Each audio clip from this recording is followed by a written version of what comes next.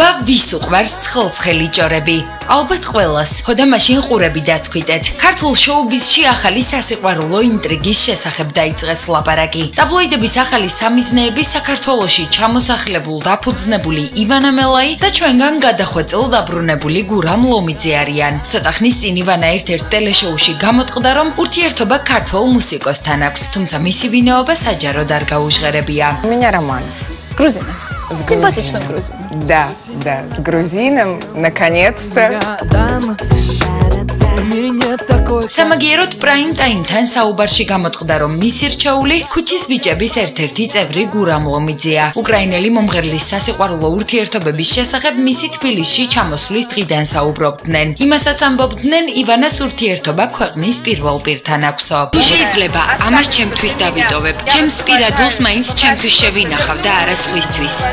Я бы хотела хотя бы личную жизнь оставить для себя, лично для себя. Можно это შესაძლოა ეს მამაკაცი სადღაც შორსაა. Сейчас где-то далеко. ან ახლოს. Может быть и рядом. ჩემს თაყვანისმცემლებში ირიცხებოდნენ ფეხბურთელი, მსოფლიო ჩემპიონი გოლფში, ჰოლივუდის მსახიობი.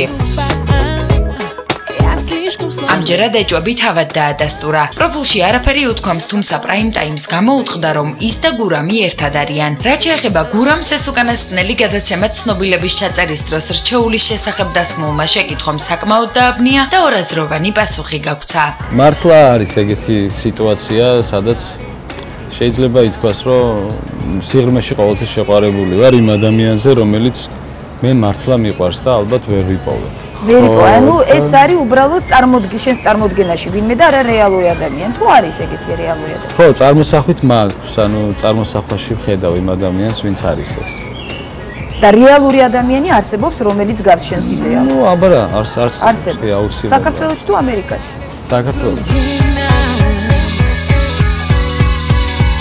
მოკლედ წყვილი ერთადაა, ამის დამადასტურებელი ფოტომასალა ინტერნეტშიც გამოჩნდა. შეგახსენებთ იმასაც, რომ გურამის პირველი მეუღლე ხატია შამუგია გახლდათ. წყვილს ერთი ვაჟი ჰყავს. მოგეხსენებათ, რომ მომღერალი ამერიკაში ცხოვრობდა. იქ მეორე ოჯახით შექმნა, თუმცა თბილისში დაბრუნებული იმაშიც გამოტყდა, რომ მეუღლეს დაშორდა. აღმოჩნდა, რომ მუსიკოსი დროს არ კარგავს და ამჯერად მიზანში უკრაინელი შემსრულებელი ამოიღო. ან ანკესზე თავად წამოეგო.